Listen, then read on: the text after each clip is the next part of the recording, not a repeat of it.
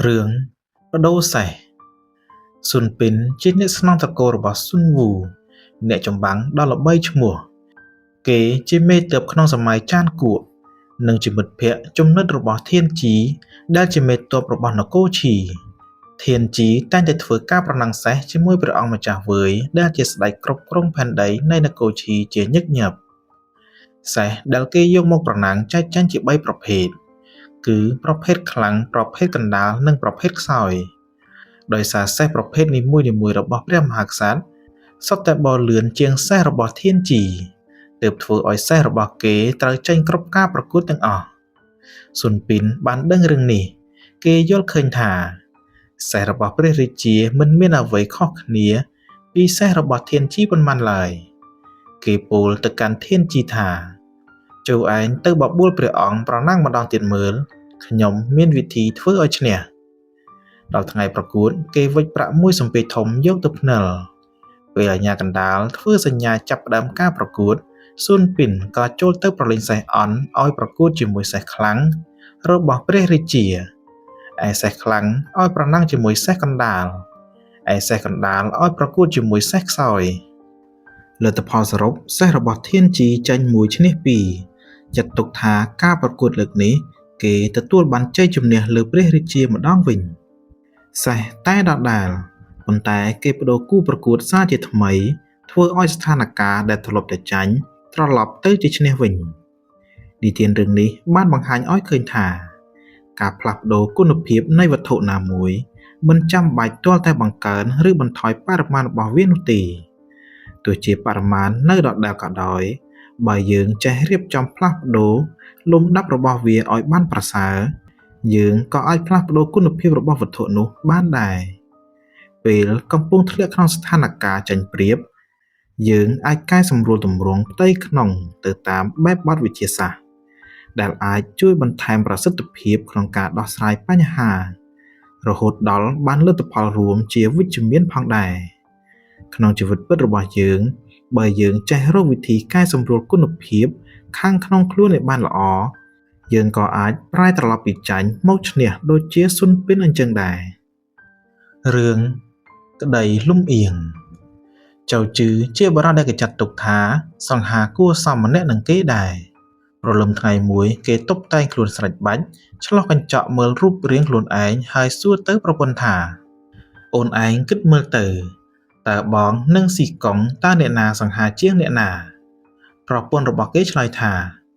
បងឯងសង្ហាណាស់ស៊ីកុងមានអ្វីអស្ចារ្យគេធ្វើម៉េចនឹងអាចប្រៀបជាមួយបងបានស៊ីកុងជាបរិយាដែលមានរូបរាងសង្ហាល្បីល្បាញពេញទាំងនគរឈី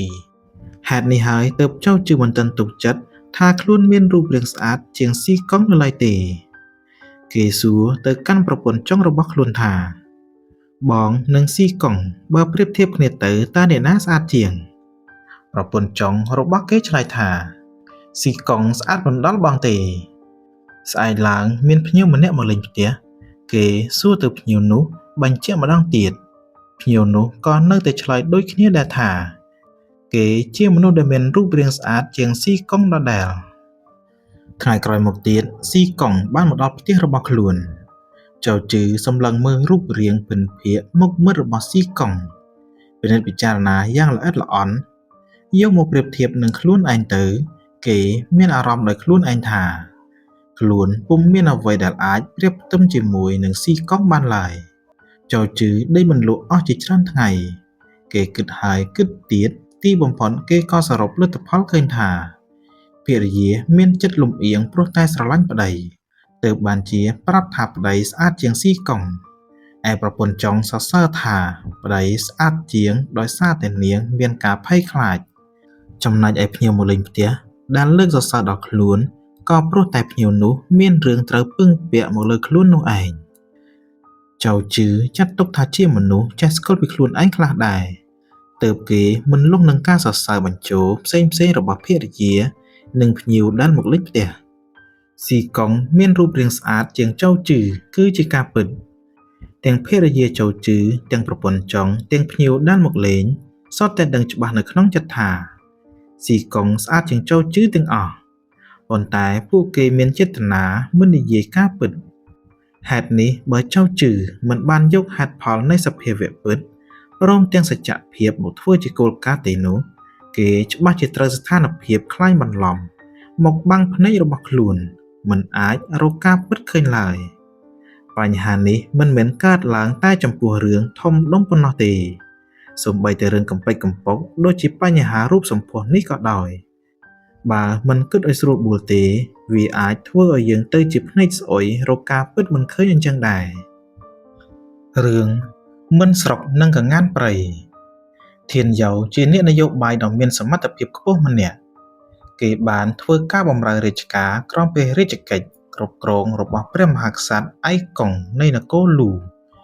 អស់រយៈពេលជាច្រើនឆ្នាំមកហើយប៉ុន្តែព្រះអង្គពុំបានយកព្រះតីទុកដាក់ឲ្យស័ក្តិសមទៅតាមគុណសម្បត្តិរបស់គេឡើយព្រះអង្គទ្រង់ប្រគល់តែកិច្ចការកំពេចកំពុកឲ្យគេធ្វើតែប៉ុណ្ណោះថ្ងៃមួយធានយោបានរៀបចំវិច្ចបង្វិចខោអាវធ្វើដំណើរចូលកិលព្រះមហាក្សត្រដល់ទីអាសនៈហើយក្រាបទូលថ្វាយថាបបិទ្ធព្រះករុណាថ្លៃវិសេសទូលបង្គំមកនេះដើម្បីសូមក្រាបថ្វាយបង្គំលាព្រះអង្គទៅរស់នៅទីកន្លែងផ្សេងហើយក្រាបទូលព្រះមហាក្សត្រទ្រង់ចម្លែកក្នុងព្រះទ័យក៏ត្រាស់សួរថាតើលោកចង់ទៅនៅឯណាវិញធានយោទូលថ្វាយព្រះអង្គវិញថាទូលបង្គំចេញទៅរៀនហើឲ្យដូចជាកងានព្រៃវិញក្រាបទូលព្រះមហាក្សត្រនៅតែមិនទាន់បាត់ឆ្ងល់លោកចង់និយាយថាម៉េចធានយោបកស្រាយថាព្រះអង្គពិតជាទ្រង់ជ្រាបអំពីមិនស្រុកបានច្បាស់លាស់ណាស់មិនស្រុកវាមានសេនៅពីលើក្បាលបានន័យថាវាមានចំណេះដឹងទូទៅដូចជារាសសាមញ្ញធម្មតាជើងវាមានខ្នាយជាការបញ្ជាក់ថាវាមានចំណេះវិជ្ជាខាងធ្វើសឹកសង្គ្រាមពេលជួបនឹងសត្រូវវាហ៊ានតស៊ូប្រយុទ្ធបានន័យថាវាមានសេចក្តីក្លាហានពេលបានចំណីអាហារវាបញ្ចេញសំឡេងឲ្យគ្នាដឹងនោះបង្ហាញថាវាមានចិត្តមេត្តាដល់ពេលទៀបភ្លឺវាតែងរងាវយ៉ាងទៀងទាត់បញ្ជាក់ថាវាមានចិត្តស្មោះត្រង់សូម្បីតែមិនវាមានគុណសម្បត្តិល្អគ្រប់ទាំង5យ៉ាងបែបនេះហើយក៏ដោយព្រះអង្គទ្រង់នៅតែសោយសាច់មិនក្លែមនឹងទឹកច័ន្ទសូរាជាប្រចាំព្រះអង្គពុំបានរលឹកព្រះតីអំពីមិនសោះឡើយហេតុអ្វីបានទៅជាដូច្នេះនោះក៏ដោយសារមិនវានៅគៀកចិត្តនឹងព្រះអង្គពេកទើបបានជាព្រះអង្គទតមិនសូវឃើញបើប្រៀបធៀបទៅនឹងកងានព្រៃវាជាសត្វដែលហើរមកពីទីឆ្ងាយចុះមកបិទស្រះក្បែរឧសៀនព្រះអង្គទោះបីជាវាចាប់ត្រីចាប់ក្តាមដែលព្រះអង្គបានចិញ្ចឹមក្នុងស្រះទើបតែអស់រលីងវាបំផ្លិចបំផ្លាញស្រូវស្រែចម្ការច្បារដំណាំរបស់ប្រជារាស្ត្ររហូតហិនហោចខ្ទេចខ្ទីដែលគិតមើលទៅវាគ្មានគុណសម្បត្តិអ្វីសោះតែព្រះអង្គបើជាសន្តោសប្រណីទ្រង់ហាមមិនអោយអ្នកណាធ្វើអ្វីពួកវាជាដាច់ខាតហេតុអ្វីបានជាដូច្នេះទាំងនេះក៏ដោយសារតែកងានព្រៃវាជាសត្វដែលហើរមកពីទីឆ្ងាយហើយវាមានចំនួនតិចទៀតផង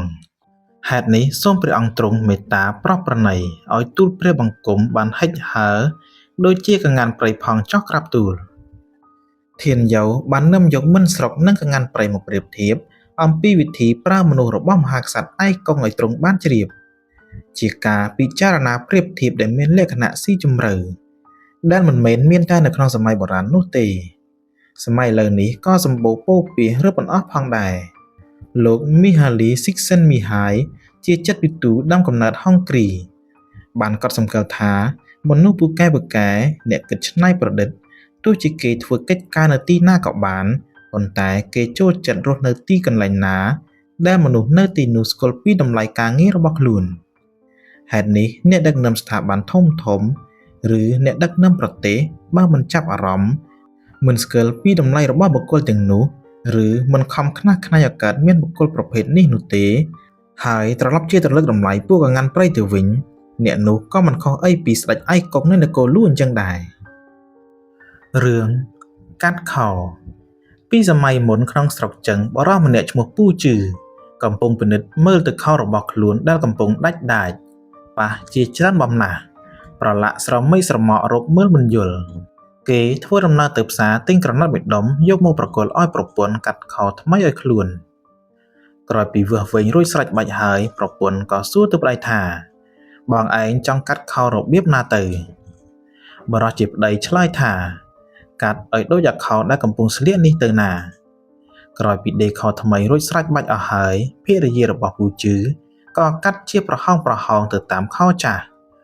រួចយកក្រណាត់មកប៉ះជាបំណាស់ធ្វើឲ្យស្រមេកស្រមោលដូចគ្នាបេះបិទទៅនឹងខោចាស់ដែលគេកំពុងស្លៀកនោះរួចហើយនាងយកមកប្រគល់ឲ្យប្តីទាំងសើចញឹមមិនទៅលោកប្តីពេញចិត្តទេប៉ុណ្ណឹងដោយអាចាស់បេះបិទឥតមានខុសបន្តិចឡើយហានហ្វ៊ុយជឺជាតំណាងអ្នកប្រាជ្ញបណ្ឌិតអ្នកច្បាប់ដ៏សំខាន់ក្នុងសម័យចានគួរគាត់បានប្រឌិតរឿងកំប្លែងនេះឡើងក្នុងបំណងដាក់ផ្លែផ្កាដល់មនុស្សដែលគិតតែពីរឿងទាញថយក្រោយទម្លាក់ទឹកពេលដែលខចាស់ប្រើការមិនកើតទៅហើយ